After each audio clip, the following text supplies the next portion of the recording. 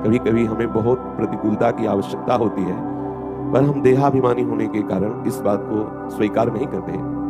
हमें भगवत प्रेम में डुबोने के लिए अहेतुकी कृपालु प्रभु प्रतिकूलता देते हैं। सूक्ष्मता से विचार करो, जैसे नमक के समुद्र के प्रवाह में पड़ जाए, जब तक आप निकलेंगे नहीं तब तक आपको उस नमक के समुद्र का अवगाहन करना ही होगा। ऐसे ही हम दुखालय समुद्र में फंस गए।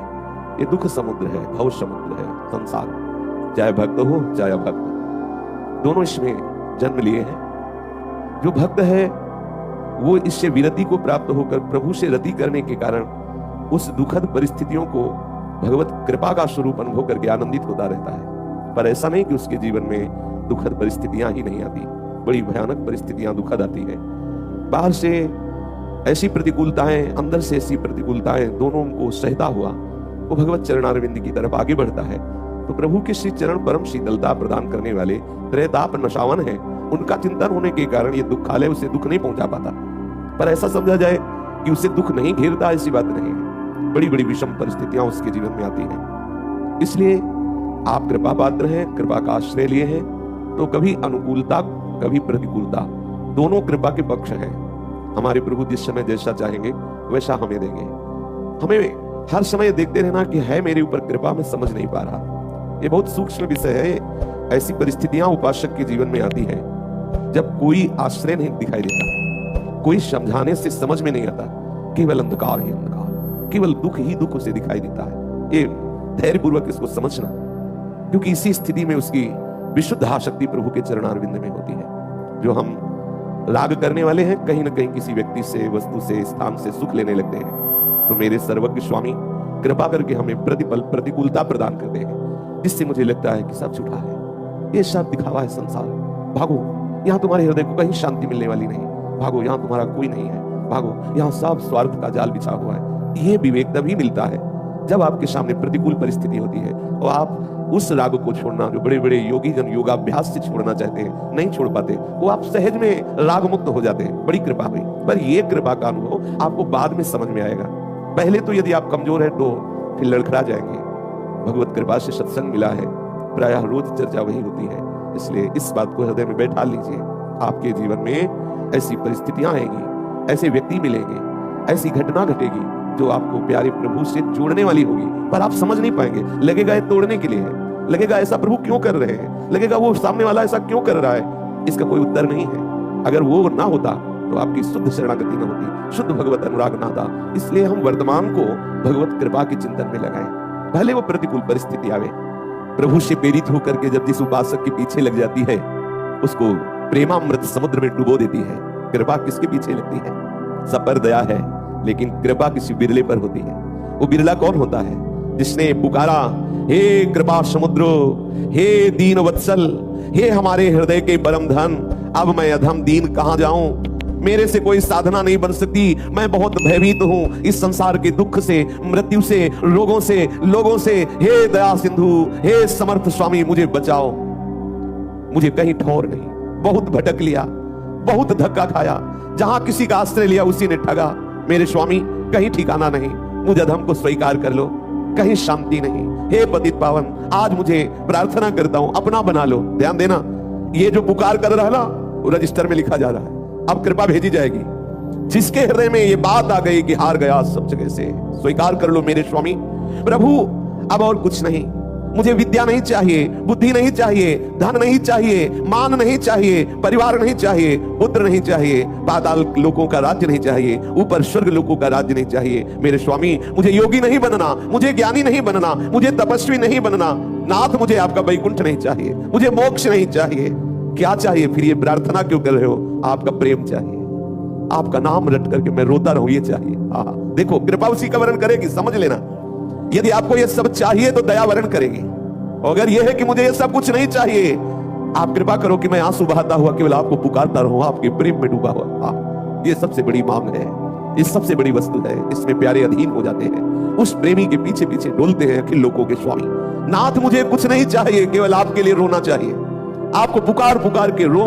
ऐसी मुझे वो सामर्थ्य दो कि मैं बार बार भले जन्मूं, लेकिन आपके लिए जन्मूं, आपके लिए रोऊं, आपके लिए भटकूं, आपके लिए तड़पूं। ये मुझे दे दो। मुझे नहीं चाहिए आपके परम धाम वैकुंठ का वास। एक क्षण भी स्वप्न में भी कभी ऐसा ना हो कि मैं आपको भूल जाऊं, बस मुझे ये दे दो अखंड स्मृति और आपके लिए तड़प तड़प के रोना। आप भेजेंगे कृपा। ये मांग जिसके हृदय में है, यदि आपने भूल से भी ऐसी मांग कर ली है तो संभलना, कृपा आ रही है, संभालेगी, आपको ये स्थिति प्रदान करेगी, इस महान दुर्गम संसार से मुक्त करके सच्चिदानंद प्रेम में डुबो देगी। अब कैसे रूप रख के आती है कृपा, उसका परिचय भाई जी देते हैं। कह रहे हैं कहो पहले रूप लेके आवे कि पुत्र का हरण हो गया, मर गया लड़का। अब आपको लगेगा कि जब से भक्ति शुरुआत की, पुकार के कहा तभी से शुरू हो गया सब। अब आइए कृपा। अच्छा, एक बार कृपा आ गई तो अब आप चाहे जितना चिल्को रो हल्ला बचाओ कि नहीं चाहिए कृपा, अब नहीं चाहिए श्री कृष्ण, तो मानने वाली नहीं, वो समर्थ है, अब भेज दी गई वहां से। अब तो आप रो चिल्लाओ और भागो कि नहीं करूंगा भक्ति, तो भी बचने वाले नहीं, वो घेर के लाएगी, आपको किसी काम का नहीं रखेगी, केवल श्याम का रखेगी, केवल प्रभु का बना देगी। ये अत्यंत करुणामयी कृपा है। भाई जी वर्णन कर रहे हैं कृपा का स्वरूप। बोले कभी दारुण दुख देगी, आसपास अंधेरा ही अंधेरा, कोई सहयोग देने वाला नहीं, जिधर देखो ठोकर ही ठोकर। सच्ची मानना, सच्ची मानना।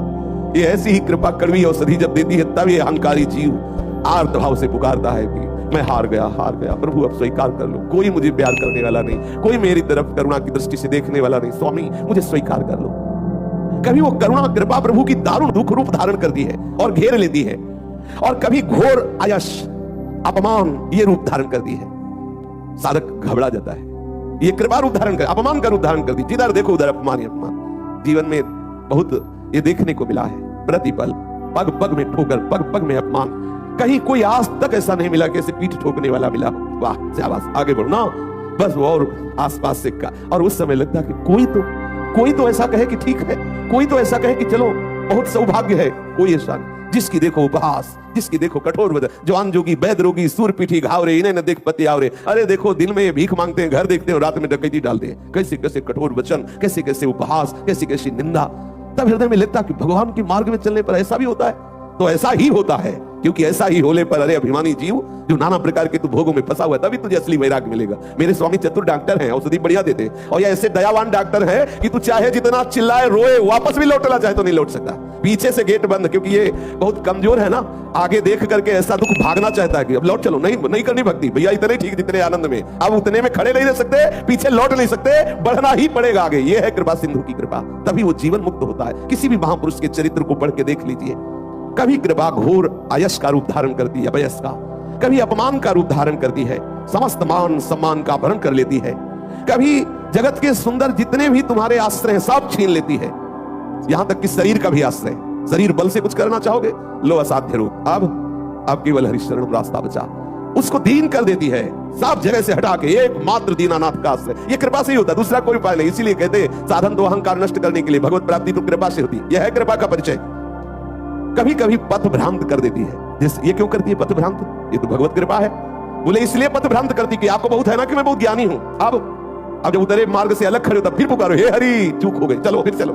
किसी भी तरह का अहंकार नहीं, किसी को भी, चाहे वो भगवान शिव हो, चाहे वो देवर्षि नारद हो, चाहे भगवान ब्रह्मा हो, महान से महान कोई भी हो, सबको एक बार इस कृपा ने इस स्थिति में पहुंचा दिया है कि बोले कि हे हरि बस आप ही मेरे आश्रयदाता हो।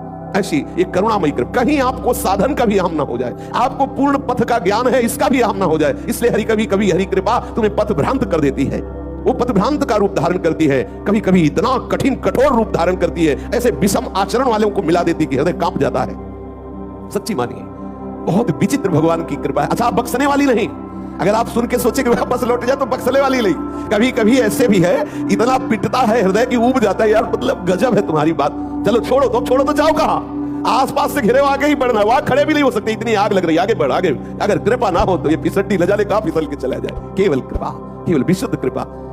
कभी कभी वो करुणा निधान की कृपा सुंदर सुयश रूप धारण करती, बड़ा यश फैलता है खूब। अगर गृहस्थ है तो पुत्र धन संपत्ति हर व्यवस्था, ये कृपा कभी ये स्वरूप धारण कर लेती है।